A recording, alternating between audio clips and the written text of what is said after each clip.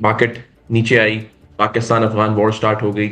तो सब किस तरह की मार्केट लग रही है? अब तो जितना कुछ होना था, जितने स्टॉक्स करेक्ट करने थे, वो स्टॉक्स भी करेक्ट कर गया, इंडेक्स भी नीचे आ गया। बज़ाहिर ये लगा कि सेटल हो गया इंडेक्स, अब यहाँ से फर्दर कुछ ज़्यादा डिप की जगह नहीं, अब तो बढ़ ही सकता। तो जंग होने वाली थी तो वैसे ही हम जंग होने के चक्कर में 1,63,000 रुपये तो वैसे ही आ गए थे। वैल्यूशन ना हर क्वार्टर बाद चेंज होती है। जो ब्रोकरेज हाउस रिसर्च भी निकालते हैं ना, वो हर क्वार्टर पे निकालते हैं कि भाई इस क्वार्टर के लिए एक्सपेक्टेड जो उस स्टॉक की वैल्यूशन है ना, वो अभी इस वक्त जो रिजल्ट आ रहा है, जो पिछला रिजल्ट था, उन दोनों को कंबाइन करके दिखाते हैं वो कि भाई ये जो पिछला रिजल्ट था और जो एक्सपेक्टेड रिजल्ट है उसके हिसाब से उसकी ये वैल्यूशन बनती है। तो वो तो हर दफ़ा चेंज होता है ना, साल में 4 दफ़ा तो वैल्यूशन चेंज हो जाती है। हम तो डूबे हैं सनम, तुम्हें भी ले डूबेंगे तो पूरी दुनिया ही डूब रही है, तो फिर क्या मसला। तो उसके बाद तो दो ऑप्शन है पाकिस्तान स्टॉक मार्केट के इंडेक्स में। एक 63,800 है जो पिछला ब्रेकआउट है, और 1,56,000 है जो मंथली पे पिछला बॉटम है जब करेक्शन हुई थी 170 वाली, और वही 200 मूविंग एवरेज है। तो ये दो पॉइंट है जहाँ पर मार्केट हो सकती है, और यहाँ आती भी है तो बड़ी स्पीड से बहुत शार्प रिकवरी करेगी एक भी पॉजिटिव न्यूज़ पे। और यहाँ पर मूविंग एवरेज 9 की सपोर्ट आ रही है 159, तो एक ये प्रॉबिलिटी है। अव्वल तो इसने बहुत अच्छा होल्ड किया हुआ है 63 और 65 ने, मार्केट ने बड़ा अच्छा होल्ड किया हुआ है। ये जो लेवल बना है ना अभी पिछले 3-4 दिनों में, इससे ज़्यादा फिर टूट के नीचे आ गई तो फिर तो सारा डाउन ट्रेंड हो जाएगा, खेल ही खत्म हो जाएगा ना फिर तो। इसीलिए मैं आपसे सेक्टर बताऊंगा, आपने बस उस सेक्टर से एक टॉप पिक अपनी बता देनी है फॉर इन्वेस्टमेंट।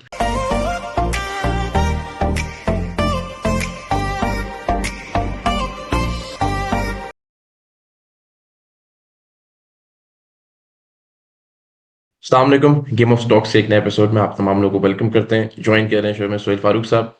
बहुत ज़्यादा परेशान है लोग, क्योंकि एक तो जो लोग फंसे हुए थे उसके मल्टीपल रीजन से इस वीक में मार्केट नीचे आई, पाकिस्तान अफगान वॉर स्टार्ट हो गई, पर्टिकुलर कंपनी नीचे आई, फिर एक ये खबर आई कि शायद ब्रोकर्स ने मार्केट को मैनिपुलेट कर दिया। तो बहुत सारे रीजंस थे, लेकिन अभी जब हम ये एपिसोड रिकॉर्ड करने बैठे हैं तो ईरान और यूएस की जो वॉर थी वो भी स्टार्ट हो गई, एंड बहुत सारी चीज़ें एस्केलेट कर गई हैं।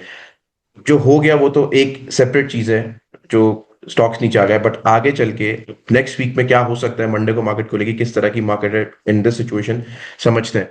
सो सब किस तरह की मार्केट लग रही है? अब तो जितना कुछ होना था, जितने स्टॉक्स करेक्ट करने थे, वो स्टॉक्स भी करेक्ट कर गया, इंडेक्स भी नीचे आ गया। बज़ाहिर ये लगा कि सेटल हो गया इंडेक्स, अब यहाँ से फर्दर कुछ ज्यादा डिप की जगह नहीं, अब तो बढ़ ही सकते हैं। लेकिन हम फिर देखते हैं कि यूएस ईरान एक कॉन्फ्लिक्ट में आ गए, और एक पूरा रीजन जो है आपका टेंशन में आ गया। स्ट्रेट ऑफ हॉर्मुज ब्लॉक हो गया, आपका ग्लोबल जो सप्लाई चेन है ऑयल की वो मुतासर होगी, कमोडिटीज किस तरह एक्ट करेंगी, इस पर थोड़ा सा बताइएगा।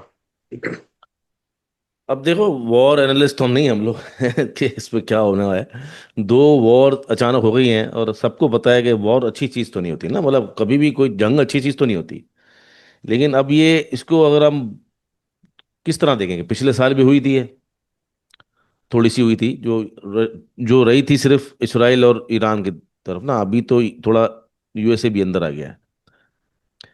जंग मेरे नज़दीक तो एक ही हुई थी पाकिस्तान इंडिया की, जिसके अंदर जब पाकिस्तान ने धोया था ना भरपूर तरीके से इंडिया को, तो उसके बाद एक सेटिस्फेक्शन है कि भाई हाँ, क्योंकि हम सुनते आ रहे थे ना बचपन से कि खुदा ना खास्ता कि पाकिस्तान जी अभी तक जी। कोई चीज़ जीता नहीं है। तो हम्म। ये 2025 में लाइव पूरी दुनिया ने देखा कि पाकिस्तान ने फेंटी लगाई है भाई। एक वो मुल्क जो बुली करता था और हमेशा कहता था कि उनकी किताब में वो जीतते हैं, हमारी किताब में जो भी था, हम्म। आई डोंट केयर कि 99 में क्या था या हम्म। उससे पहले क्या था, 71 में 2025 में दुनिया के सामने पूरी दुनिया ने कवर किया है। और और सोने पे सुहागा ना ट्रम्प लगाता था, हर दफा एक जहाज बढ़ा देता है वो अपनी तकरीर में। छह बिल्कुल ऐसे ही गिराए, 7 गिराए, 8 गिराए। और अब दुनिया का सबसे बड़ा जो मुल्क है, मतलब पावरफुल मुल्क है, उसका अगर प्रेसिडेंट हमारी जो विक्ट्री है उसको स्टैंप लगाता रहे, तो उससे है। बड़ी खुशी की बात तो कोई हो नहीं सकती एज पाकिस्तानी। देखिए बाकी जो जंग है ना, ठीक है, उसका जो इम्पैक्ट है नेगेटिव हो सकता है, लेकिन आपको नहीं लगता कि जान छूटी? मतलब एक चीज थी जो हम पता नहीं कितने अरसे से ड्रैग, मेरे ख्याल से पता नहीं बहुत ही, एक तो बहुत लंबे अरसे से हम सुन रहे हैं ना ईरान वाला मसला, तो ईरान का लगा ही रहता था ना इसराइल से, ईरान का अमेरिका से। और फिर वहाँ की पॉलिटिक्स क्या है, कभी भी पावर पॉलिटिक्स में जंग जो होती है वो आपको पता है कि पॉलिटिकल एक मफाद के लिए होती है। वो वो कुछ भी हो, एक एक जैसे हम कह सकते हैं कि रशिया और यूक्रेन की जो वॉर है, उसके अंदर डायनामिक्स कुछ डिफरेंट है कि उसको नेटो वाला चक्कर और रशिया अपनी, वो डिफरेंट है, और इसलिए वो चल भी रही है अभी तक ना। आप देखें 1.5 साल 2 साल वो चल ही रही है। लेकिन वो इस तरह चल रही है कि आपको पता है कि लंबी जंग है, वो किस तरह टैकल करना है, किस तरह ट्रूप्स मूवमेंट करनी है, कभी हमला करना है, मतलब ओपन वॉर में है। उस तरह वॉर भी नहीं चल रही कि पता चला जहाज ही आ रहे हैं जा रहे हैं, तो वो एक तरह से चल रही है, प्रोलॉन्ग कर रही है। यहाँ वाली जो जंग है जिसमें पाकिस्तान अफगानिस्तान वाली जो जंग है, अब वो तो देखा ना, वो अफगानियों को, अब अफगानी ऐसी, क्या एहसान फरामोशी वाली बात ही है ना अब तो। मतलब जितना साथ पाकिस्तान ने दिया है अफगानिस्तान का हर दौर में, चाहे वो सोवियत यूनियन की जंग हो, चाहे वो किसी भी लेवल हो, चाहे अफगान रेफ्यूजीज हों, या अफगानिस्तान में अभी जो रिसेंट इनखला हुआ है अमेरिका का, उसके बाद पाकिस्तान ने जो हेल्प की हो, उसके बाद भी अगर हमारी मस्जिदों में और हमारी घरों में घुस के मारेंगे, तो फिर तो गाली भी बनती है और गोली भी बनती है ना भाई। हाँ, अब रही यूएस से ईरान की, देखें ईरान वाला जो चक्कर है ना, उसके अंदर मैं बता दूं आपको, मुझे लगता है कि कुछ चीज़ें ऐसी हैं जो आपको वक्ती तौर पर परेशान करेंगी, लेकिन जान छूट चुकी है। ये कल होगा, कल होगा, जंग होने वाली है, जंग होने वाली है, जंग होने वाली है, जंग होने वाली है। तो जंग होने वाली थी तो वैसे ही हम जंग होने के चक्कर में 1,63,000 पे तो वैसे ही आ गए थे। मतलब अगर मार्केट ने सपोर्ट लिया था 1,63,800 पे, और उसके बाद फिर एक 65, एक 168 पे क्लोज हुई थी, और फिर हमें जब पता चला पाक अफगान वॉर है, तो दूसरे दिन मार्केट ने फिर थोड़ा सा 1,000 2,000 पॉइंट माइनस बंद हुई है। तो उसका अफगान वॉर का तो इम्पैक्ट नहीं लिया, लेकिन इतने अरसे से 191 से लेकर जो मेन वजह तो यही थी ना कि जंग पीछे लगी हुई थी ना, ईरान यूएस और यूएस की। बिल्कुल। हाँ, बाकी तो जो हमें भी पता है कि जो रिजल्ट आए थे वो अनएक्सपेक्टेड आए थे। हम मेरी अपनी भी जो एक तरह से जो आइडियाज था वो फेल हो गए इस दफा रिसर्च में, बाकायदा फेल हुए हैं कि इतना ख़राब रिजल्ट कैसे आ सकते हैं।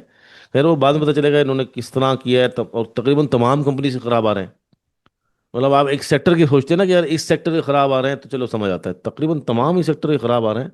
तो ये जो थोड़ा सा अनएक्सपेक्टेड था मेरे लिए, तो बहुत ज़्यादा शॉकिंग था कि रिजल्ट ख़राब आ रहे हैं। तो हम ये कह सकते हैं कि एक ट्रिगर तो ये बना बहुत बड़ा, ट्रिगर कहते हैं ना, मतलब पहला ट्रिगर जो बना कि वो मार्केट के अंदर, जो मार्केट उमूमन क्या होता है, मार्केट साइडवेज हो जाती है करेक्शन के वक्त। पिछले 2 सालों में इवन दो के बहुत ख़राब हालत थे, vote of no confidence, oh sorry, election हुए थे पाकिस्तान के अंदर 28 फरवरी, 8 फरवरी आई थिंक। 8 फरवरी, और फिर 9 फरवरी है। हाँ, और फिर इससे पिछले साल जो है वो टैरिफ वॉर, इंडो पाक वॉर, उसके अंदर भी मार्केट इस तरह नहीं गिरी थी। देखें आप, 2 दिन गिरी, फिर कवर हो गई, फिर उसके बाद जो जंग हुई इसराइल ईरान की, उसके अंदर भी गिरी और फौरन कवर गई। एक स्पीड रिकवरी थी। यहाँ पर पहले से ही मार रहे थे, पहले से ही मार रहे थे। ठीक है, हमें कह सकते हैं कि भाई करेक्शन थी जो एक 70 तक आ सकती थी, एक 170, और हमें भी नजर आ रहा था कि भाई 170 प्रोबेबिलिटी है। और ये हमने 188 पे एक वन, जब 191 टच करके जो वीक क्लोज हुआ था, उसके अंदर हमने सुफियान के साथ मैंने कहा था कि यार हाँ, अब जो है मार्केट को मसला आएगा, मार्केट साइडवेज वगैरह जा सकती है। जो पिछले 2 सालों का जैसे डेटा हमें बताता है, राइम करता है, हिस्ट्री राइम करती है कि भाई हाँ, अब ये सूरत हाल हो सकती है। लेकिन वो ज़्यादा जो पुश हुआ है ना, जो 170 का भी ब्रीच किया है लेवल, और मार्केट अभी इस वक्त जो है वो मुश्किलात में खड़ी हुई है, उसकी वजह यही है कि इसके अंदर रिजल्ट्स, वॉर पहले से चल रही थी कि भाई वॉर होगी, वॉर होगी, वॉर होगी, और कुछ इसी तरह की चीज़ें थी जिसके अंदर बलूचिस्तान वाला सिलसिला है। तो इवेंट बहुत सारे हो गए। मुझे लगता है जो चीज़ें होनी थी वो हो गई हैं इस लेवल पे। देखें, आप कभी भी जो है ना, एक्सपेक्टेड द अनएक्सपेक्टेड होता है ना, जैसे जब हम कोई चीज़ सोचते हैं, उसके अगेंस्ट कोई चीज़ हो सकती है। और ख़ास तौर पर फाइनेंशियल मार्केट्स में, जिसके अंदर प्रोबेबिलिटी, मुमकिनात पे बात होती है ना, इसके अंदर जंग भी होगी, सैलाब भी आएगा। मैं पहले पहले बोल चुका हूँ कि एक जो इन्वेस्टर होता है उसके दिमाग में सब चीज़ें चल रही होती हैं कि कंपनी के फंडामेंटल्स, रिजल्ट खराब आएंगे, जंग भी हो सकती है, पॉलिटिकल इंस्टेबिलिटी भी हो सकती है, सब कुछ हो सकता है। और ये कभी कुछ ज़्यादा हो जाएगा आपकी एक्सपेक्टेशन से, जो आपके लिए नेगेटिव साबित होगा, कभी कम होगा, या कभी जो आप सोच रहे होगे कहीं पॉजिटिव, तो उसमें भी बहुत ज़्यादा एग्जेजरेशन हो जाएगी, तो वो बहुत ज़्यादा पॉजिटिव आपके लिए निकल आएगा। तो इस ये जो वॉलेटिलिटी है मार्केट के अंदर और फैक्ट्स एंड फिगर्स के अंदर, ये पार्ट ऑफ गेम है, इसलिए डरना वरना नहीं चाहिए। और अब आगे का सफर बिल्कुल साफ और सीधा नजर आ रहा है। वक्ती तौर की परेशानी हो सकती है आपको, सिर्फ ये वाली जो अभी ईरान वाली वॉर हुई है। बिल्कुल ठीक है, मैं ना इस सिचुएशन को जरा वापस आगे चल के कवर करता हूँ, लेकिन एक सवाल मेरे जिन में आया। आपने कहा कि रिजल्ट जो हैं वो थोड़े खराब आए, एक्सपेक्टेड नहीं थे, और सभी अक्रॉस द बोर्ड ही आप समझे कि रिजल्ट्स डिसअपॉइंटिंग थे। जब हम ये बात करते हैं कि मार्केट ने एक रैली ली, तो हम हमेशा ये कहते हैं कि मार्केट की वो रैली ड्यू थी, क्योंकि मार्केट ने बहुत सालों से परफॉर्म नहीं किया था। मार्केट अपने लेवल से नीचे थी। मार्केट जो आज यहाँ पे खड़ी है, वो जो 4-5 साल मार्केट ने परफॉर्म नहीं किया। मार्केट ने उसको पहले जस्टिफाई किया, अपनी अर्निंग्स को, अपनी शेयर प्राइस को, अपनी वैल्यूएशंस तक, कम से कम वहां तक पहुंची। अब मार्केट जो पिछले साल की रैलीज उनकी ड्यू थी, या जो वैल्यूएशंस ड्यू थी, वहां तक मार्केट आके स्टैंड कर गई। अब यहां से मार्केट आगे अपनी परफॉर्मेंस को गेज करेगी। आगे अगर हम परफॉर्मेंस गेज करते हैं, तो जैसे आपने बात की कि रिजल्ट्स तो अच्छे नहीं आ रहे, सिचुएशन भी बड़ी अनसर्टन होती जा रही है in the geopolitical region. Politics है, इलेक्शंस है। तो क्या अब यहां से रैली रुक जाएगी, जो आगे रैली चलनी है? क्योंकि जो रैली चली थी वो तो पिछली वैल्यूएशंस के हिसाब से चली थी। आगे वैल्यूएशंस किस तरह देखते हैं आप? नहीं तो जो फॉरवर्ड लुकिंग है या फ्यूचर मल्टीपल्स हैं, उसके पास उसके हिसाब से तो मार्केट चलेगी ना। मार्केट में अगर फर्ज करो एसएस ऑयल मिल का रिजल्ट अच्छा है, या फिर इंटरलूप का रिजल्ट अच्छा आया था, या निशात मिल का अच्छा आया था, या चिराट सीमेंट का आया था गरीब, तो वो तो स्टॉक चलेंगे ना जिनके रिजल्ट अच्छे आए हैं। और फिर उनके कंपैरिजन में ही वो स्टॉक चलेंगे जिनके उसके बाद रिजल्ट अच्छे हैं। और एक हर क्वार्टर, ठीक है, वैल्यूशन ना हर क्वार्टर बाद चेंज होती है। जो ब्रोकरेज हाउस रिसर्च भी निकालते हैं ना, वो हर क्वार्टर पे निकालते हैं कि भाई इस क्वार्टर के लिए एक्सपेक्टेड जो उस स्टॉक की वैल्यूशन है ना, वो अभी इस वक्त जो रिजल्ट आ रहा है, जो पिछला रिजल्ट था, उन दोनों को कंबाइन करके दिखाते हैं वो कि भाई ये जो पिछला रिजल्ट था और जो एक्सपेक्टेड रिजल्ट है उसके हिसाब से उसकी ये वैल्यूशन बनती है। तो वो तो हर दफा चेंज होता है ना, साल में 4 दफा तो वैल्यूशन चेंज हो जाती है। बिल्कुल। क्योंकि आप ये तो नहीं कह सकते कि आज अगर उसकी फेयर वैल्यू 50 रुपए है किसी स्टॉक की, तो वो कल सारा जिंदगी 50 रुपये रहेगी। वो कल 100 भी हो सकती है, कभी 25 भी हो सकती है, बेस्ड ऑन सेल्स फिगर्स है, सब बहुत सारी चीज़ है। तो मार्केट के अंदर आपको, जो आप सवाल कर रहे हैं, रैली मल्टीपल पे चलती है। और पाकिस्तान का अभी मल्टीपल जो चल रहा था, वो 9 पे चला गया था, 9.5 पे।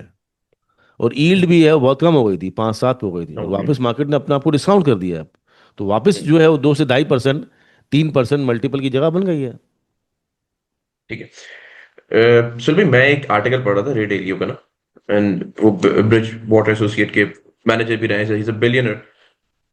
उन्होंने लिखा था कि the world order is changing. बड़ा जबरदस्त आर्टिकल था। उन्होंने कहा था कि अब जो दौर आएगा ना, जो दौर चल रहा है, उसमें वर्ल्ड ऑर्डर इस तरह चेंज हो रहा है कि जो इवन जो आपकी जंगें होंगी, जो आपकी स्टॉक मार्केट्स होंगी, जो आपकी फाइनेंशियल मार्केट्स होंगी, उनको एज अ वेपन यूज किया जाएगा।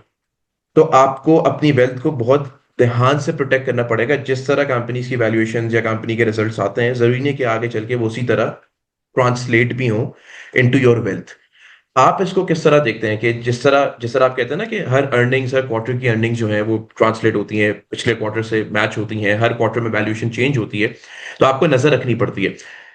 And despite having all these factors, अब जिस जगह पे हम लोग खड़े हुए हैं, हमारे सामने एक नया वर्ल्ड ऑर्डर नजर आता है। हमारे सामने डिफरेंट फाइनेंशियल मार्केट्स कोलैप्स होती हुई नजर आती हैं। आज की बात करें, जैसे आप कह रहे हैं कि इनिशियली थोड़ा इंपैक्ट हो सकता है, भी मैं देख रहा था कि जो सऊदी है उसकी मार्केट कुछ 1.5%, हालांकि उनके तो रीजन में एक टेंशन भी आ रही है, उनकी मार्केट 1.5% नीचे है।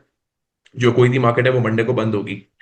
अब ये सारे फैक्टर्स पार्ट प्ले करते हैं जब ये सब सिचुएशन बिल्ट अलॉन्ग होती है। आपको लगता है कि जो वर्ल्ड ऑर्डर है वो चेंज हो रहा है, और फाइनेंशियल मार्केट्स की जो वेल्थ ट्रांसलेशन है वो भी चेंज हो रही है, कि सिर्फ अर्निंग्स स्टैंड नहीं करेंगी, कि सिर्फ अगर कंपनीज की अर्निंग अच्छी आ गई तो उसका शेयर प्राइस भी जस्टिफाई करेगा, और भी फैक्टर्स पार्ट प्ले करेंगे कंपनी का शेयर प्राइस ऊपर ले जाने के लिए? हाँ, सब हो सकता है। देखो, जो दुनिया में आप जो चल रहा होता है वो एग्जैक्टली आप तो नहीं पकड़ सकते ना सारी, कि जो पॉलिटिकल पावर कॉरिडोर्स हैं सारे, ये क्या सोच रहे होते हैं, वो तो नहीं पकड़ सकते ना। अब आप तो किताबों की हद तक, एक आर्टिकल लिखने वाला आदमी है, वो अपनी टेबल पे बैठ के एक तज्जिया कर रहा है। उसी तरह है जैसे मैं आप और तज्जिया कर रहा हूँ, वो फेल भी हो सकता है, वो पास भी हो सकता है। तो लेकिन बजाय तो ये देखा जाए ना, कि अगर हम यूएसए को देखें, तो यूएसए इस वक्त क्या चाह रहा है? वो तो दुनिया से पैसा रेस। आप अगर सिर्फ एक चीज़ को देखोगे ना, तो बाकी सारी चीज़ें आपको आसान हो जाएंगी। अगर हम इतना टिपिकल नहीं देखेंगे, तो वो क्या चाह रहा है? वो बिजनेस चाह रहा है पूरी दुनिया से, ठीक है। और बिजनेस में अंदर भी उसको बोलता है मुझे जो है लेवल प्लेइंग फील्ड चाहिए, अगर मुझे भी टैरिफ दो, मुझे पैसा दो, ठीक है, टैरिफ में पैसा दो। अब उस अब वो सुप्रीम कोर्ट की रूलिंग फिर आ गई, फिर भी उसने 15% लगा दिया। तो इसका मतलब है कि अगर उसको कुछ कहीं निगोशिएट करता भी है, तो 10-12% उसके पास आएंगे, जिसकी वजह से ऑलरेडी वो तकरीबन 2.25 अरब जमा कर चुका है ना। जो बात हो रही थी कि रिटर्न करना पड़ेगा और रिफंड करना पड़ेगा, बिल्कुल। इसका मतलब वो एक जगह पे कामयाब तो हो गया ना। हम्म।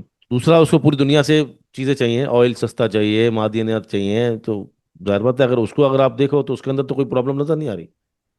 और जो जो सिचुएशन है पूरी दुनिया में, जैसे चाहे वो इंडिया पाकिस्तान की बात हो रही हो, या फिर अफगानिस्तान की बात हो रही हो, या ईरान की बात हो रही हो, इसराइल की बात हो रही हो, तो जहां भी आप देखेंगे जहां पर अप्स एंड डाउन्स हो रहे होते हैं, जैसे पोजीशन खराब हो रही होती है, पोजीशन जब खराब हो रही होती है उसके पीछे ये आप देखो ना कि बहुत ही मजबूरी होती है उस जगह को आप स्केलेशन करना वहां पर, तभी ये जाके करते हैं ना, अदरवाइज बात बात पे तो नहीं हो रही थी। आप ये देखो ना, ये मसले जो चल रहे थे जंग के या इस तरह के, जो हमास का और चल रहा था, ये तो बहुत पुराना मसला था ना, इसराइल का और हम फलस्तीन का, और चल रही रहा है, खत्म ही नहीं होगा, क्योंकि मुसलमानों का मसला है ये। ईरान का और यूएस का मसला पुराना ही मसला चल रहा था, कोई नया तो मसला नहीं चल रहा था, कोई नई वॉर क्रिएट नहीं हुई हुई, आप देखो दुनिया में हम्म, कोई ऐसी बिल्कुल। ऐसा नया आउट ऑफ द बॉक्स उठ के नहीं आ गया मामला कि यार अच्छा ये होना, तो ये बात तो आप समझ लो जो आप बात कर रहे हैं उसके अंदर कहीं कोई नया मसला नहीं खड़ा हुआ। इंडो पाकिस्तान वही फटे हैं सालों से, तभी लड़ाई भी हो गई, अब जरा मसला रुक जाएगा, क्योंकि पाकिस्तान ने इस दफा बम्बू कर दिया ना, तो अब बम्बू पाकिस्तान ने हम्म, कर दिया तो जाहिर बात है वो एक बुली बच्चा होता है ना, वो बोलेगा नहीं यार मेरी पिटाई हुई हम्म, है तबीयत से, और पब्लिक की हम्म, दुनिया के सामने हुई है। तो यहाँ पर भी ठीक आप है। थोड़ा लंबा अरसा देख सकते हैं। फिर अफगानिस्तान वाला हम्म, मसला जाहिर बात है वो, अब वो खुद मुख्तार हो गए हैं या इंडिपेंडेंट हो गए, तो उसके बाद वो थोड़ी बहुत जो कमीनापन है टीटीपी का, इसका इसका तालिबान को, तो चलता रहेगा ना, तो पाकिस्तान को टैकल तो करना पड़ेगा। तो चीज़ें हम्म, वही पुरानी हैं, कोई नया कुछ नहीं है। हाँ, बाकी फाइनेंशियल मार्केट की बात कर रहे हैं आप, तो देखो मुझे तो ऐसा कोई ऐसा नज़र नहीं आ रहा कि उसके थ्रू जो ना कोई वर्ल्ड ऑर्डर चेंज हो। नॉर्मल चल रहा है अभी आपके सामने जो दुनिया के अंदर जो पार्टिसिपेशन है इन मार्केटों में, चाहे दुनिया की स्टॉक मार्केट्स हों, ये जो मेटल्स की मार्केट हो जिसके अंदर आपका सिल्वर, गोल्ड, कॉपर, प्लेटिनम, ये सब आ रहा है। फिर आपकी कॉइन्स की मार्केट में इतने लोग आ गए हैं, और अब बाकायदा इस तरह फंडामेंटल और टेक्निकल डिस्कस हो रहे हैं उसके भी, ब्लॉकचेन, ये वो, यूएसडीटी। तो ओवरऑल तो पूरी दुनिया के अंदर हर रोज नया बंदा फाइनेंशियल मार्केट के अंदर आ रहा है, चाहे वो स्टॉक मार्केट्स पाकिस्तान की हों, और वहाँ पर वो अपने ख्यालात बता रहे हैं, अपने एनालिसिस बता रहे हैं। अभी मैं भी सोशल मीडिया पे जब पोस्ट करता हूँ, तो देखो सोशल मीडिया में जब आपको नेगेटिव कमेंट्स भी बर्दाश्त करने पड़ते हैं, लेकिन ओवरऑल तो मुझे अच्छा फील होता है कि यार मतलब बात लोग सामने से करते हैं और उनके अपने पॉइंट ऑफ व्यूज होते हैं। पहले तो आज से 2 साल पहले या इवन पीछे चले जाएं 5 साल पहले या 8 साल पहले, हम बोल रहे होते तो और कुछ सुनने वाला भी नहीं होता था, और गिनती के कमेंट होते थे, अब इसको क्या पता, ये तो मरवा देगा, है ना। और आज खुशी होती है ना कि यार देखने वाले ही बहुत हैं, और कमेंट भी ऐसे आते हैं कि जिससे हमको भी सीखने का मिलता है। तो ये दुनिया तो आगे जा रही है, तो एंगेजिंग होता है, यस। हाँ दुनिया आगे जा रही है, तो नेगेटिव वे में नहीं देखना चाहिए। और जब आप किसी सफ़र में चल रहे होते हो ना, तो सारा सीधा सीधा सफ़र हो, एसी कंपार्टमेंट में आप बैठे हुए हों, आपको जो जन्नत की हूरें ख्वाब में दिख रही हों, और लक्स वाली जो है वो आपको कंपार्टमेंट में दिख रही हों, ये सीधा सीधा सफ़र नहीं चलेगा ज़िंदगी का, अप्स एंड डाउन्स चलेंगे। तो जब दुनिया चल रही है तो उसके अंदर ये सेटबैक्स भी होंगे, अनएक्सपेक्टेड चीज़ें भी होंगी, कोविड भी होगा, अर्थक्वेक्स भी होंगे, सैलाब भी होगा, अमवात भी होंगी, सब कुछ होगा, बट गो फॉर पॉजिटिव। सब चीजें होंगी। अब हम आते हैं अपनी फाइनेंशियल मार्केट के स्पेस के अंदर, कि ये सब चीजें तो होंगी और हम इसको देख के मॉनिटर कर सकते हैं। अगेन मैं यही कहता हूँ कि हम सर्कमस्टांसेस को कंट्रोल नहीं कर सकते, आउटकम्स कंट्रोल नहीं कर सकते। हम जो कर सकते हैं वो हमें करना चाहिए। लेकिन जो करने वाला काम अब लोग करना चाहते हैं, वो कैश तो उनके पास है नहीं कि उन्हें पता है कि चीज डिस्काउंटेड मिल रही है, फंस चुके हैं। और अब जितनी सिचुएशन अनवेल होती है ना, ऐसा लगता है कि वो मजीद फंसेंगे। इंडेक्स शायद रिकवर हो जाए, बट उनकी कंपनीज के रेट नहीं आएंगे। जब आप कहते हैं कि फेयर वैल्यूज कंपनीज की मौजूद है, व्हाट डज इट मीन? किस तरह कैलकुलेट करेंगे कि पीएसयू की फेयर वैल्यू ये है? और अगर उस पर्टिकुलर फेयर वैल्यू पे वो, मिसाल के तौर पे पीएसयू में, एक मिसाल के तौर पे समझने के लिए कहना चाह रहा हूँ, मिसाल के तौर पे आप कहते हैं पीएसयू की फेयर वैल्यू 500 रुपए, जस्ट फॉर एग्जाम्पल। पीएसयू 500 रुपए पे ट्रेड, अभी हम कहते हैं कि 400 रुपए पे अगर ट्रेड हो रहा है, तो अपनी फेयर वैल्यू से नीचे ट्रेड हो रहा है, ये इसको भर तो देगा। वो 500 रुपए पर आ गया, तो उसके अंदर अब क्या जगह नहीं बची, क्योंकि वो अपनी फेयर वैल्यू के ऊपर तो आ गया। अब अगर यहां से ऊपर ट्रेड होने लग गया, तो ये क्या ओवर वैल्यूड हो जाएगा? अरे भाई देखो, फियर माइनस फेयर कर दोगे ना तो सब आ जाएगा, फियर माइनस फेयर हो जाएगा। तो फियर जब होता है ना तो सप्लाई बढ़ जाती है, बस सीधा सीधा खेल है। स्टॉक मार्केट्स होती है ना या कोई भी फाइनेंशियल मार्केट्स होती है, किस दुनिया में कोई भी जब मार्केट होती है ना, उसको इसी एंगल से देखा जाता है, डिमांड एंड सप्लाई, बस और कुछ नहीं होता। जब आपकी डिमांड होगी ना तो वो आपको फेयर वैल्यू से भी ऊपर प्रीमियम पे बिक रहा होगा चीज़ें, समझ रहे हो। तो इसके अंदर कोई समझ रहा ऐसा मसला नहीं है कि आप बोलो यार ये इस वक्त फेयर वैल्यू से नीचे ट्रेड हो रहा है। वो भाई फेयर वैल्यू से बहुत ज़्यादा नीचे भी ट्रेड हो सकता है अगर सप्लाई ज़्यादा है और डिमांड नहीं है तो। हूँ। और बिल्कुल। डिमांड है तो फेयर वैल्यू को भी तेल लग जाएगा, वो ऐसा ऊपर उसके ऊपर चला जाएगा, 5 रुपए वाली चीज़ 15 में बिक रही होगी। इसको ओन मनी कहते हैं, या फिर डिमांड कहते हैं, एक्सट्रीम डिमांड कहते हैं। तो जिस वक्त जो और अभी, हमने देखा भी है ये। हाँ अभी इस वक्त जो सेलिंग प्रेशर है किसी भी किस्म का, वो फियर है ना। देखो ये फियर के अंदर बलूचिस्तान वाला मसला सिक्योरिटी का जो आया, जो रिकॉर्डिक का मसला आया कि भाई वो रिव्यू कर रहे हैं सिक्योरिटी कंसर्न की वजह से। तो सिक्योरिटी कंसर्न जो है इवेंचुअली कहीं ना कहीं जाना था ना उसको। तो वो अफगानिस्तान के थ्रू या कहीं ना कहीं जो जहाँ भी वो कर रहे थे, सिक्योरिटी के मसले, रिकॉर्डिक के मसले, फिर ईरान वॉर के मसले, ये सब चीज़ें तो मसला हल हो गए ना। तो अब कहाँ क्यों गिरेगी मार्केट?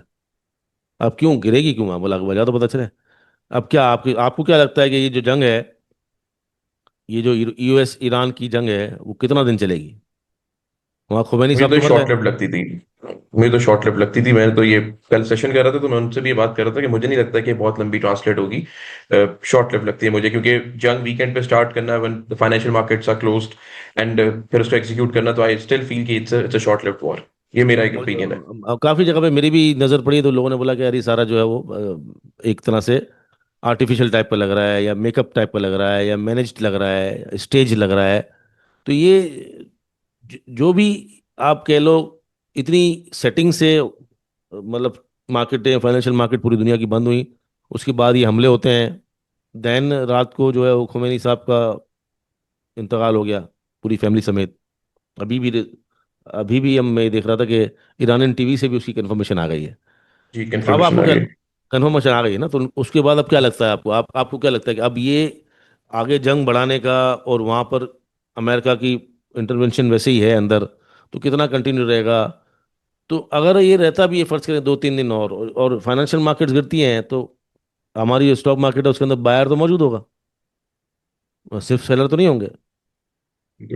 और जो पिछली दफा जो जंग हुई थी, जब इंडो पाक वॉर हुई थी, और जो यूएस इसराइल ईरान इसराइल की वॉर हुई थी, उसके अंदर भी जब पैनिक था वॉर के दौरान, तो नीचे बायर मौजूद थे। लेकिन जब वॉर की खत्म हुई बात कि भाई यहाँ पे सीज फायर हो रहा है, तो उसके बाद तो ऊपर कैप आपको सेलर नहीं मिला। बिल्कुल। आप एक बात देखो, सोचो इस बात को कि जब आपको पैनिक में माल बेच रहे हो तो बायर मौजूद है, सही है? और आप पैनिक में बेच बिल्कुल। रहे हो तो लोअर लॉक नहीं लग रहे हैं, हम्म। बायर मौजूद हैं। और सब दफा ऐसा हुआ है, इतना ये जो अभी तक जितनी भी मार्केट गिरी है, इवन 30,000 पॉइंट निकल गए हैं, लोअर लॉक्स नहीं लगे हैं मार्केट को अभी तक। और ऐसी सिचुएशन आज के बाद तो खासतौर पर बिल्कुल नजर नहीं आ रही कि जो जो वहाँ की सुप्रीम लीडरशिप जो है वो चली गई है। उसके बाद तो मुझे जो कल तक प्रेशर था वो आज आधा हो गया, ठीक है। बिल्कुल। अगर फर्ज करें नीचे खुलती भी है, तो नीचे तो बायर मौजूद है, और लेवल पे बायर मौजूद है। बिल्कुल। और जो जितना बंदा नया अकाउंट खोल के बैठा हुआ है, जिसका कल अकाउंट खुलेगा या जिसका जुम्मे को अकाउंट खुला है, तो वो भी बंदा है ना। 1,000-1,500 बंदा हर रोज बंदा ऐड हो रहा है, और फिर इंस्टीट्यूशन पैसे लेके बैठी हुई है। कौन माल बेच रहा है? गोरा माल बेच रहा है आपका। गोरा का माल थोड़े से रह गया अब तो, हम्म। वो 3 साल से बेच ही रहा हम्म। है। उसको निकलना है ना पाकिस्तानी मार्केट से या दुनिया भर की मार्केट से, उसको अपना मुल्क जो भी है उसकी पॉलिसी है, हम्म। वो बेच रहा है और बेच ही जा रहा है वो तो बस। तो और आपकी जो सारा एब्जॉर्ब है आपकी सेलिंग गोरे की, वो आपकी म्यूचुअल फंड इंडस्ट्री कर चुकी है, आपकी जनरल पब्लिक कर चुकी है। तो आपकी इंडस्ट्री और आपकी मार्केट बढ़ रही है आहिस्ता आहिस्ता। और 1 साल बाद तो, 1 साल बाद अब अगर हम देखेंगे तो आपको फिर नॉर्मली किसी किसी भी फंड की जरूरत नहीं पड़ेगी बाहर की, और आपका अपना पैसा जो है मार्केट में आ रहा होगा। तो मार्केट गिरेगी क्यों अव्वल तो? ये आपने बड़ी अच्छी बात की। आपने भी फॉरेन सेलिंग की बात की तो एक अचानक से एक चीज इन में आई। 3 साल से आपने कहा कि फॉरेनर बेच रहा है। उन्हें अब आपने एक रीजन भी बता दिया कि उन्होंने पाकिस्तानी मार्केट से एग्जिट करना है। मेक सेंस कि ठीक है, उन्होंने उनकी मर्जी है, अपने, हाँ भाई। उनकी मर्जी है। लेकिन जब हम ये कहते हैं कि एक इन्वेस्टमेंट है, तो एक इन्वेस्टर जो है उसका लेना देना तो प्रॉफिट से होता है, राइट? उसका तो लेना देना रिटर्न से होता है। हम अगर कहते हैं कि Pakistani stock market being the best stock market in the world in terms of performance US को बीट करती है, तो गोरा इस मार्केट में इन्वेस्टेड क्यों नहीं है? अगर उसको US in terms of dollar उसको यहाँ पे ज्यादा रिटर्न मिल रहा है, व्हाई आर दे सेलिंग? सवाल तो ये पैदा होता है ना कि रिटर्न तो ज्यादा यहाँ पे मिल रहा है उनको, रीजन क्या है इन्वेस्टेड सेलिंग तो का? इन्वेस्टेड तो था ना, वो तो प्रॉफिट बुक में निकल रहा है ना, अपना एग्जिट कर रहा है तो नुकसान में थोड़ी कर रहा है, ठीक है। लेकिन आप बोलो नई बिल्कुल ठीक है। इन्वेस्टमेंट नहीं आ रही, तो नई इन्वेस्टमेंट की उनकी अपनी पॉलिसी होगी ना भाई। देखो, हम्म। अगर किसी भी मुल्क में कोई गोरा या कोई फंड या कोई कंपनी, जैसे फर्ज करो अभी विड्रॉ, अभी कितनी कंपनियां पाकिस्तान से जा रही हैं, हम्म। जा रही है ना, स्टॉक एक्सचेंज के अलावा बोल रहा हूँ, जो प्राइवेट सेक्टर बिल्कुल के अंदर बिल्कुल। जा रही हैं, बिल्कुल जा रही है। उनकी अपनी। उस वक्त तो हम बड़ा वो वावेला करते थे यार, फलां कंपनी चली गई। और भाई जब वो चली जाती है तो उसका उसके पीछे अपनी पॉलिसी होती है ना उसकी। ऐसा मुल्क, हम्म। हमारा मुल्क थोड़ी खराब है, हमारे मुल्क में तो माशाल्लाह सारी कंपनी काम कर रही हैं, फर्स्ट क्लास काम कर रही हैं। और फॉरेन डायरेक्ट इन्वेस्टमेंट वगैरह उस तरह नहीं आ रही, हम कह सकते हैं अभी भी। तो पूरी दुनिया के अंदर अभी जिस तरह के हालात हैं, मतलब जो अभी सिनारियो चल रहा है पूरी दुनिया में, तो उसमें अंदर अमेरिका भी फाइनेंशियली कमज़ोर हो रहा है, डॉलर कमज़ोर हो रहा है। अब इतनी चीज़ें जो है हर रोज़ नई अप टू डेट चल रही हैं, उसके अंदर उसकी मर्जी है भाई, उसका उसकी अपनी पॉलिसी है, हो सकता है उसको अपने मुल्क के अंदर इंडस्ट्री के अंदर पैसा डालना हो।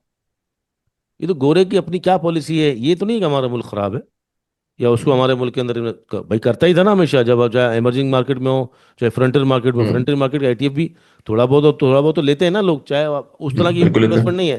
तो अब कल कला को जब अगर पॉलिसी शिफ्ट हो जाएगा तो क्या पता आपकी मार्केट में जब गोरा आए तो आपको माल मिले ही नहीं। सिमिलरली जिस तरह जापान यूएस की मार्केट से निकल रहा है, गोरा हमारी मार्केट से निकल रहा है, तो आई थिंक ये पैसा मूव हो रहा है।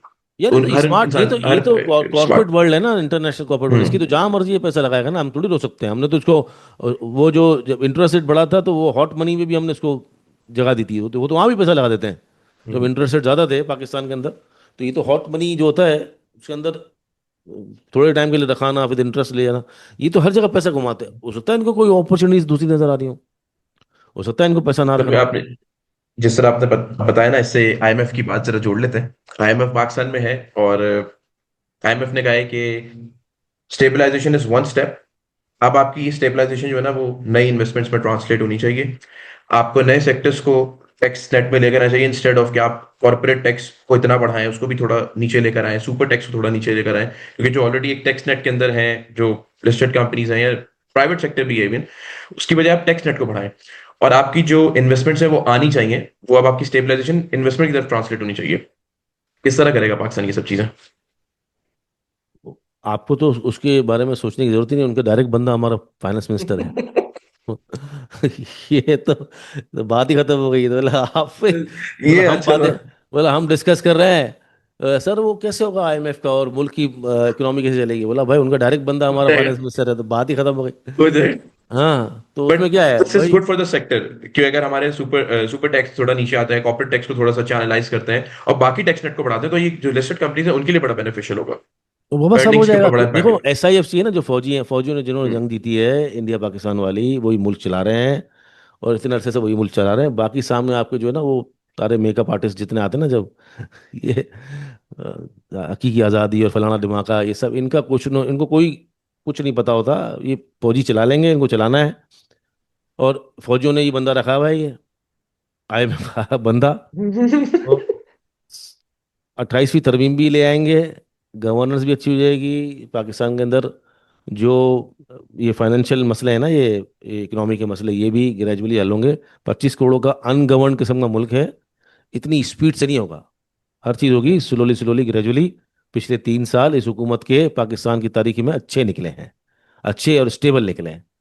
जहाँ के पूरी दुनिया में एक तरफ नफसा नफसी पाई जा रही है, प्रॉब्लम है दुनिया में, उसमें पाकिस्तान अच्छा परफॉर्म कर रहा है। ये भी बात भी तो देखो ना, अब सिर्फ आप ये देखेंगे यार पाकिस्तान में ये नहीं हो रहा, पाकिस्तान में वो नहीं हो नहीं नहीं रहा बिल्कुल। लेकिन आप ये भी देखो तो दुनिया में इतनी इंस्टेबिलिटी है, उसके अंदर भी पाकिस्तान एक अच्छा परफॉर्म कर रहा है। इसका क्या मतलब हो। बिल्कुल नहीं, नो डाउट। तो वो जो बाकी एलिमेंट्स है वो तो साथ साथ चलते रहेंगे, तो लेकिन चलेंगे ना, परफॉर्मेंस मैंने कहा भी ना साथ कि साथ होनी जिंदगी जरूरी कभी भी सीधी सीधी तो चलेगी नहीं। तो है। नहीं हो ख्वाब में सकती। हो रहे हैं और डब्बे में तो नहीं हो सकता ना। कहीं इफ्स एंड बट्स तो आते रहेंगे ना। अगर आपकी नीयत अच्छी है और आपको कंबाइंड कम्युलेटिवली एफर्ट करना है और पाकिस्तान को सीधा लेके जाना है, तो थोड़ी मुश्किलात तो आएंगी ना। जो सैलाब आया था हमारे मुल्क में वो क्या था, हम्म, एक हम्म, एक नेचुरल कैलामिटी थी ना। उसको तो हम क्या कर सकते हैं, अब उसके खिलाफ हम फर्ज कर अब सैलाब आ जाए तो आप क्या बोलोगे यार, ये सैलाब अमेरिका ने भेज दिया है, किसने। नेचुरल कैलामिटी ना, एक्ट ऑफ गॉड है, अब बिल्कुल उसमें क्या आप बोलोगे। तो लेकिन बिल्कुल। उसके तो आपको खमियाजा तो भुगतना पड़ा ना। 6 महीने 7 महीने आप पीछे रहे, फिर आपने दुनिया भर से जो है वो डोनर से पैसा लिया, 10 अरब डॉलर। अब आप प्रोजेक्ट पे लगा रहे हो, तो ऐसी चीज़ें तो पूरी दुनिया में होती है ना। तो ये तो चलेगा, 19-20 चलता रहेगा। चल भाई, वापस आते हैं जहां से हमने बात स्टार्ट की थी, फिर मैं वापस स्टॉक मार्केट पर आऊंगा कि अब स्ट्रैटेजी क्या होगी, कंपनी से होगी। जो पीछे हमने बात स्टार्ट की थी वो वॉर से शुरू की थी। एंड 3 फाइनेंशियल मार्केट्स हैं जिनको हमें नजर में रखना पड़ेगा। नजर में रखने से बात ये, हमें उस पर जरा डिस्कस कर लेते हैं। One is commodity oil.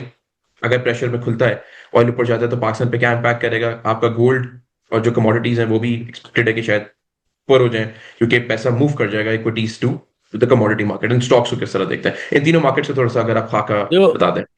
सबसे पहले तो स्टॉक मार्केट आ देंगे ना। तो अगर अगर अगर पे है, बहुत बड़े अगर पे है कि रात तक हमें उस तरह की खबर मिलती है कि नहीं अभी ये मामला तूल सेटल पकड़ हो रहा गया। है, तूल पकड़ रहा है। जब हम रिकॉर्डिंग कर रहे हैं इस वक्त दोपहर के 2 बज रहे हैं, और अगर ये हम्म, रात तक 12 बजे तक 1 बजे तक ये सारे मामले के अंदर कुछ डिफ्यूजन मतलब डिफ्यूज होता है किसी किस्म का, हम्म, तो ठीक है, मामला जूं के त्यों हम्म, रहेंगे। लेकिन अगर ये आपको मतलब दुनिया को लगेगा यार ज़्यादा ये जा रहा है, तो स्टॉक मार्केट्स नेगेटिव खुलेंगी पूरी दुनिया की। हम्म, सही है। हम्म, लेकिन एक चीज़ मैं जो देख रहा हूँ कि इवन जो ये जो असेट क्लास है, इक्विटी मार्केट्स और डिजिटल करेंसीज, ये दोनों का इम्पैक्ट नेगेटिव होता है, लेकिन डिजिटल करेंसी तो बढ़ रही है। हम्म, इसका मतलब है कि कुछ ना कुछ चीज़ें ऐसी हैं कि पहले गिरी और फिर बढ़ गई हैं, तो उसका मतलब कि वहाँ पर कुछ हम्म, एक पॉजिटिव सिग्नल तो नज़र आ रहा है। बहरहाल अगर फर्ज करो ख़राब सी सूरत हाल होती है, तो क्रूड ऑयल बढ़ेगा बिल्कुल, और आपका गोल्ड सिल्वर ऊपर खुलेगा। ये दो कमोडिटीज ऊपर खुलेंगी, और आपकी आपकी जो इक्विटी मार्केट्स हैं और ये जो एसेट क्लास से अपनी डिजिटल एसेट्स है वो नीचे नीचे गिरेंगी। ये सूरत हाल होगी। और अब ये कितने दिन चलता है मामला दुनिया में, क्या एक टेबल पे बैठते हैं डी एस्केलेशन होता है, ये हमें रात तक पता चलेगा। अगर नहीं होता तो कल का दिन खराब रह सकता है इक्विटी मार्केट्स के लिए। और बस दैट्स ऑल। मेरे ख्याल से पहला दिन ही होगा जो प्रेशर को एब्जॉर्ब कर लेगा, जैसे कि जुम्मे को अफगानिस्तान वॉर का प्रेशर एब्जॉर्ब किया, दैट्स हम्म, इट। उससे ज़्यादा गिरने का कुछ है नहीं, मुझे नहीं लगता कि गिरे कुछ। हम्म, ये ऑलरेडी इतनी ज़्यादा डिस्काउंटेड हो गई है। हाँ, 157 की बात हम लोग पहले भी कर रहे थे कि अगर जाहिर बात है जब 170 टूटेगा, तो उसके बाद तो दो ऑप्शन है स्टॉक पाकिस्तान स्टॉक मार्केट के इंडेक्स में। एक 63,800 है जो पिछला ब्रेकआउट है, और 1,56,000 है जो मंथली पे पिछला बॉटम है जब करेक्शन हुई थी हम्म, 170 वाली, और वही 200 मूविंग एवरेज है। तो ये 2 पॉइंट है जहाँ पर मार्केट हो सकती है। और अगर यहाँ आती भी है तो बड़ी स्पीड से बहुत शार्प रिकवरी करेगी, एक भी पॉजिटिव न्यूज़ पे। वक्ती तौर पर मुझे लगता है कि स्टॉक्स बाइस जो लोग हैं ना वो बाहर मौजूद होंगे। लेकिन ये सबने याद रखना है कि अगर एक भी खबर आई कि सीज फायर हो जाता है, तो ऊपर जब मार्केट ऊपर खुलेगी तो सेलर नहीं होंगे। हम्म, कल परसों की बात हम्म। कर रहा हूँ। बिल्कुल ठीक है। अच्छा, सुहेल भाई, अगर ऑयल हमारा ऊपर इंपोर्ट करता है, लेट्स से अभी तो 67 68 बैरल पर आई थिंक ट्रेड हो रहा है, डॉलर्स। लेट्स से अगर ये मामला नहीं संभलते और आपका जो क्रूड ऑयल है वो 100 से ऊपर चला जाता है, और हमारी इंपोर्ट बिल पे किस तरह वो इम्पैक्ट करेगा, और पाकिस्तानी रुपी पे किस तरह इम्पैक्ट करेगा, वो कितना डेंजरस हो सकता है? देखो जो मैंने पिछले साल भी शायद दंगल में कहा था, मैंने कहा था कि यार अगर 85 से ऊपर जब चला जाता है ना हम्म। आपका 90s में, या 85 से ऊपर 95 की रेंज में, तो थोड़ा हमारे पर बर्डन पड़ता है। 85 तक तो हम ठीक होते हैं, मुझे याद है आपने मेरे साथ भी ये बताई हुई बात, बिल्कुल। शायद आपके साथ 85 तक सही रहता है, बिल्कुल। लेकिन जो कि फिर भी अच्छी बात नहीं है, क्योंकि हम उस तरह से फिर हम्म, खुल के इजीली नहीं खेल सकेंगे जिस तरह अभी हम खेलते हम्म, हैं 60s के अंदर। तो तो जो कहते हैं ना विन विन सिचुएशन तो यही है कि 70s के अंदर ही रहे, ये 60s के अंदर ही, 62 हम्म, 63 60 58, ये तो विन विन सिचुएशन है, मतलब आइडियल सिचुएशन कहते हैं ना इसको। बिल्कुल।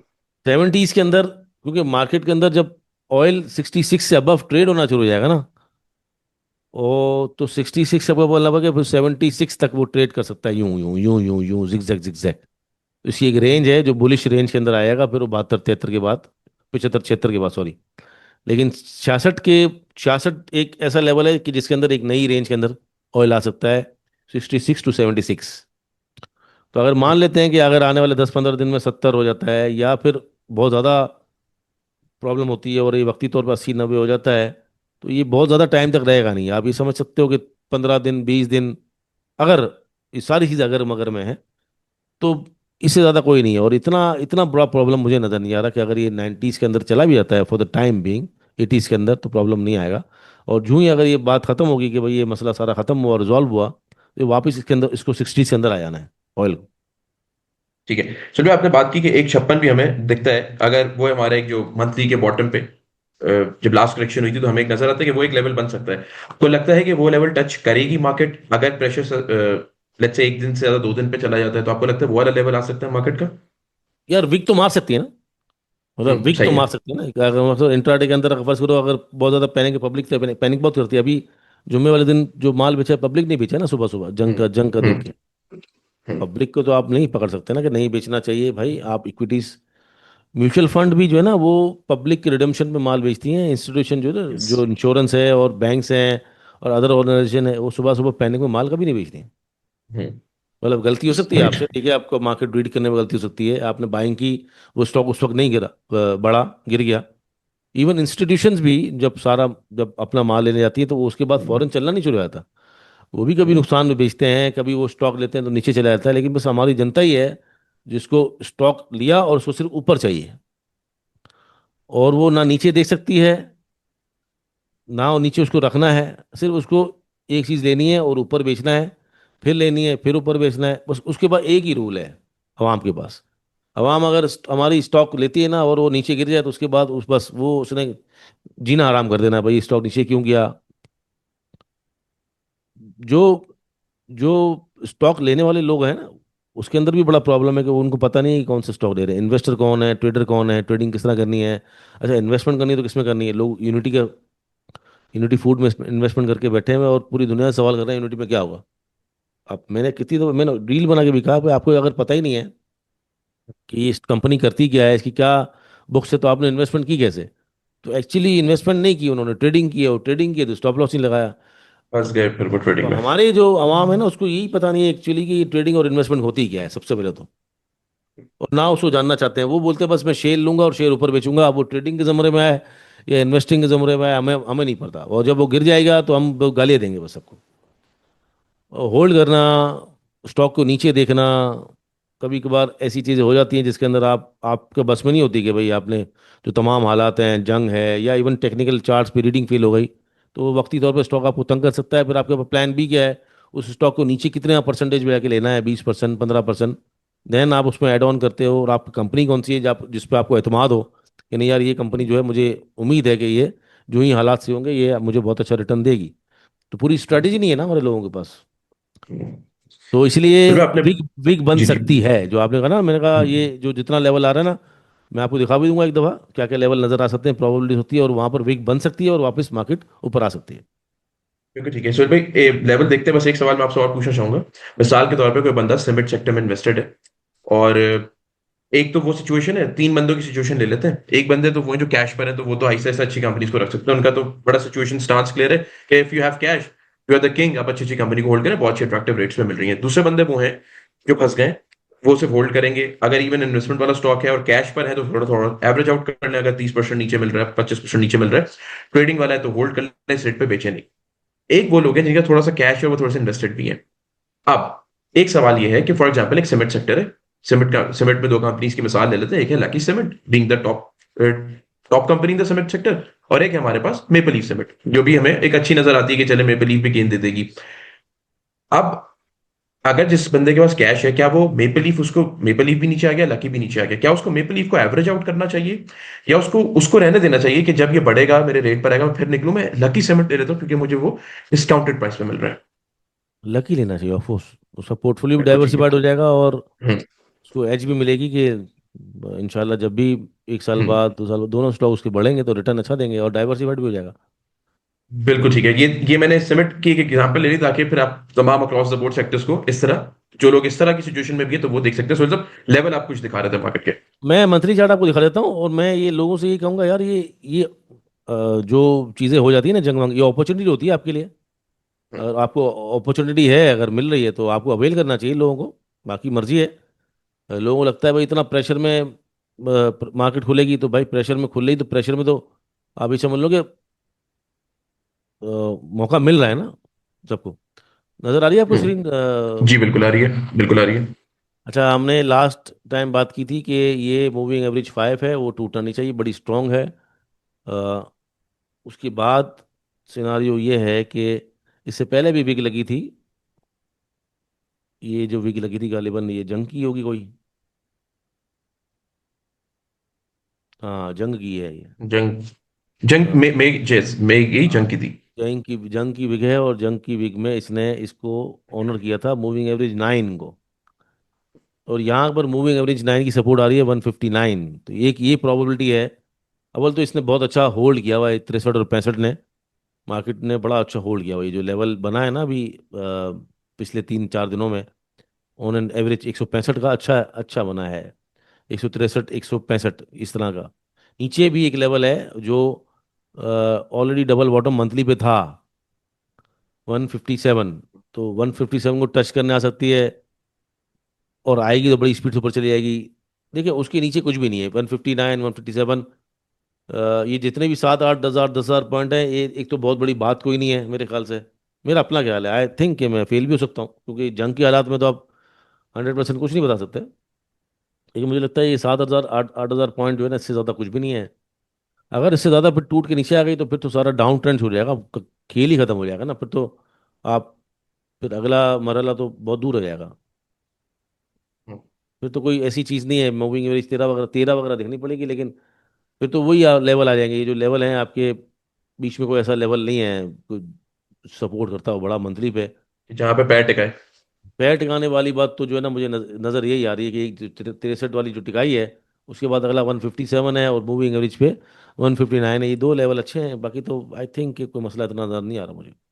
बाकी जंग में बिल्कुल क्या ठीक है। होता है, जंगों में क्या होता है वो अल्लाह वल्लाह आलम के, वो क्या क्या सूरत हाल बनती है। लेकिन जहाँ तक अभी तक नज़र आ रहा है मामला, तो काफ़ी थोड़ा डिफ्यूज हो चुके हैं जब तक हम बात कर रहे हैं तो। तो सब शो क्लोज करने से पहले मैं एक चीज बस आपसे पूछना चाहूंगा कि लेवल्स आपने बता दिए, एक सवाल है, क्विकली जवाब दूंगा, फिर मैं कुछ सेक्टर्स को आपसे रैपिड फायर करूंगा। सवाल ये है कि अगर तो पैर टिका लिए, अगर उससे नीचे टूट जाए, लेट्स से इंडेक्स, खुदा ना खास्ता, अल्लाह ना करे, तो ये वेरी होपफुल कि मार्केट यहाँ पे सस्टेन कर लेगी, अगेन हमारा चांस ये, बट लेट्स से हम दोनों सिचुएशंस को लेके चलते हैं, अगर कर ले, थोड़ा सा प्रेशर में आ जाए मार्केट, तो फिर क्या एग्जिट होगी और होल्ड होगा? फिर तो ये डाउनफॉल शुरू हो जाएगा, ये डाउन ट्रेंड शुरू हो जाएगा।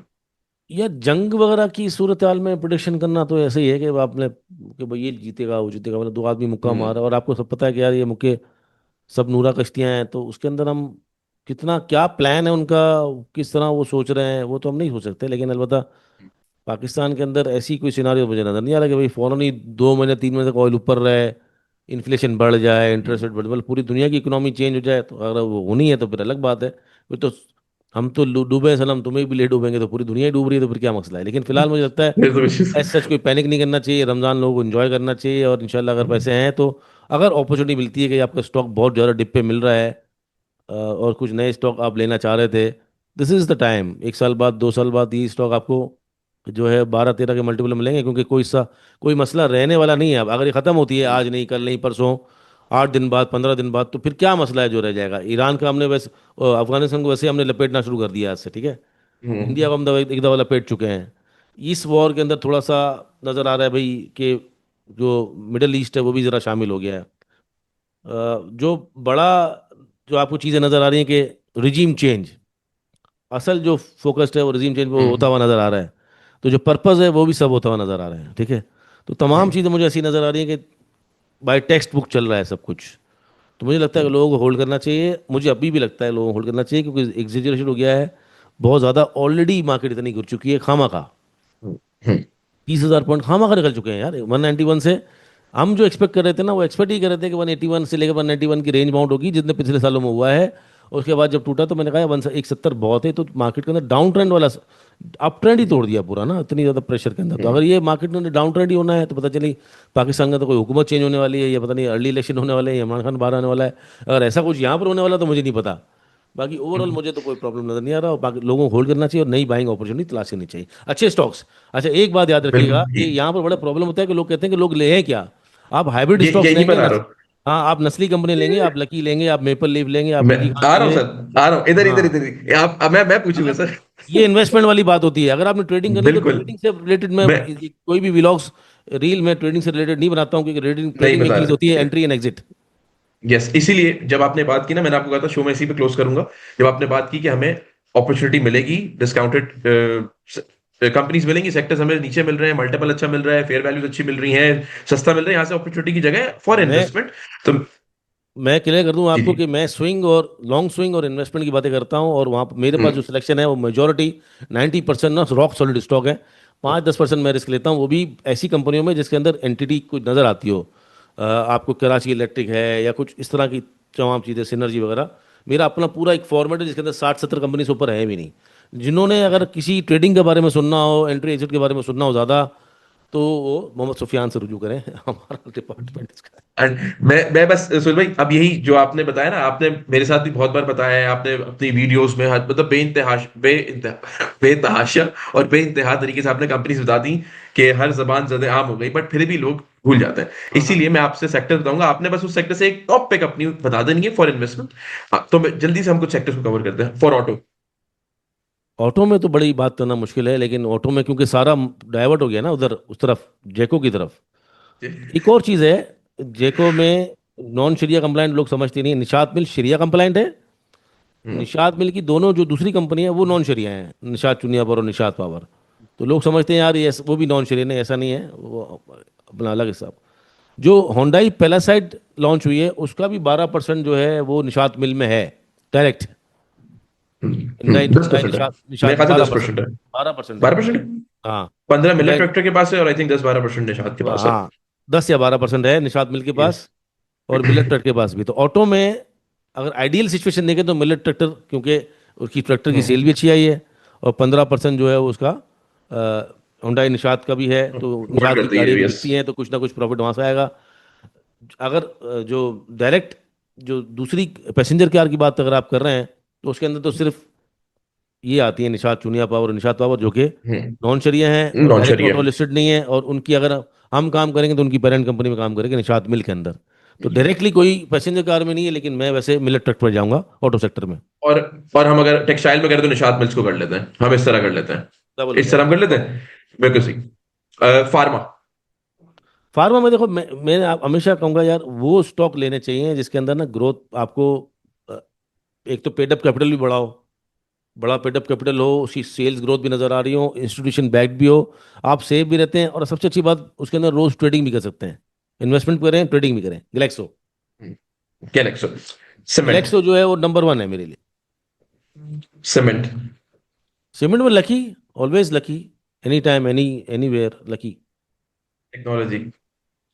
टेक्नोलॉजी में सिस्टम से नंबर वन तो कोई भी नहीं हो सकता ना, क्योंकि सिस्टम्स लिमिटेड में हमने पैसा बनाया भी है, बनवाया भी है।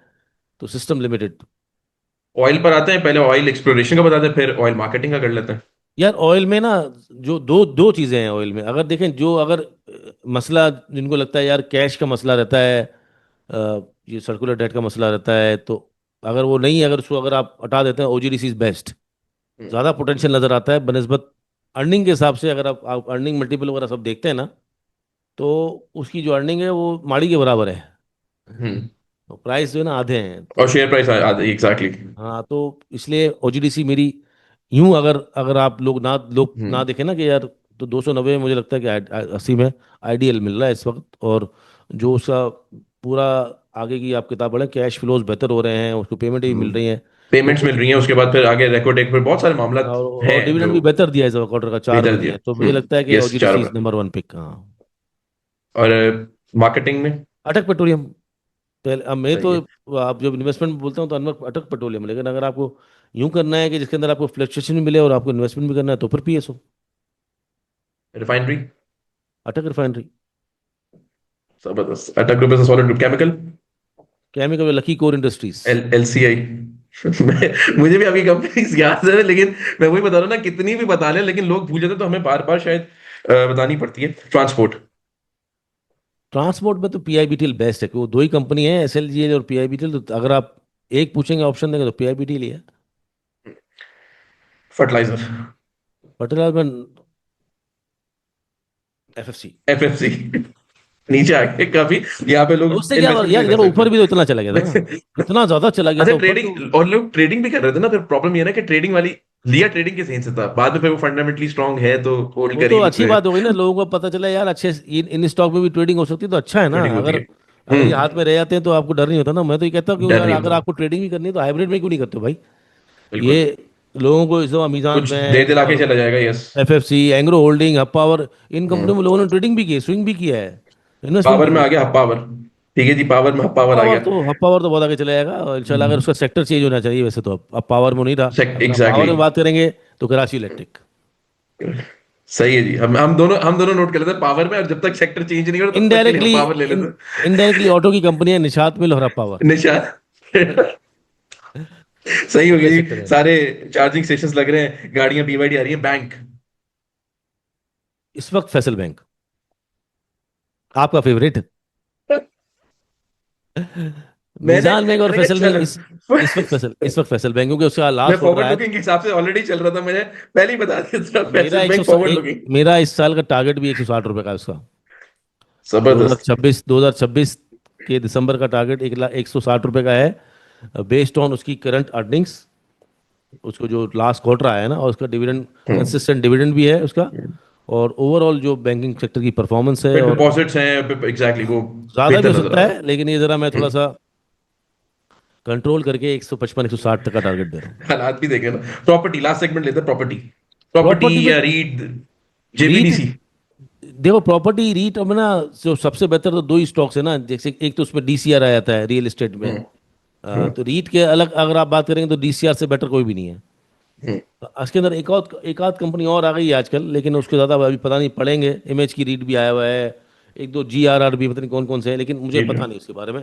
तो पता नहीं, तो उसके बारे में बात करना बेकार है। हाँ, प्रॉपर्टी में जेवीडीसी और रीट के अंदर डीसीआर, ये तो पोर्टफोलियो तैयार हो जाएगा जबरदस्त। फ्री में सबका। पोर्टफोलियो तो सर, ऑडियंस फंसी हुई है सर जी, थोड़ा सा ये भी तो देखिए ना, अब क्या करें। मैंने आपसे वो बच्चों वाली रील भी तो बनवाई थी कि वो भी लोग भूल गए होंगे बच्चों के अकाउंट, लेकिन अच्छी बात ये बच्चों के अकाउंट खुल रहे हैं। नंबर हमारी डिस्क्रिप्शन में आपको हमारी स्क्रीन पे भी नजर आ जाएगा।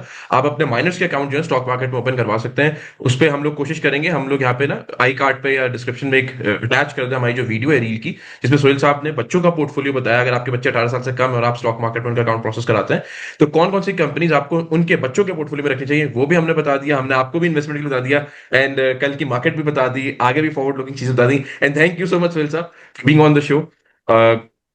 एक एक सिचुएशन इस तरह की है जहां पे लोगों को हौसला भी चाहिए होता है, और हमारी भी कोशिश ये है, रमजान भी है, बट हम अपनी ऑडियंस से कनेक्टेड है। आप हमें 1 लाख तक लेके गए, अब आपने हमें 10 लाख तक लेकर जाना है, चला फॉर सब्सक्रिप्शन। हमारी कोशिश होगी हम आपके लिए बेहतरीन कंटेंट भी बनाए, सारी एजुकेशन हम आपको प्रोवाइड करें।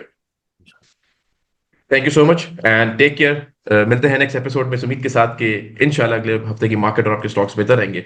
मुझे और सोहेल भाई को इजाजत दीजिए। अल्लाह हाफिज।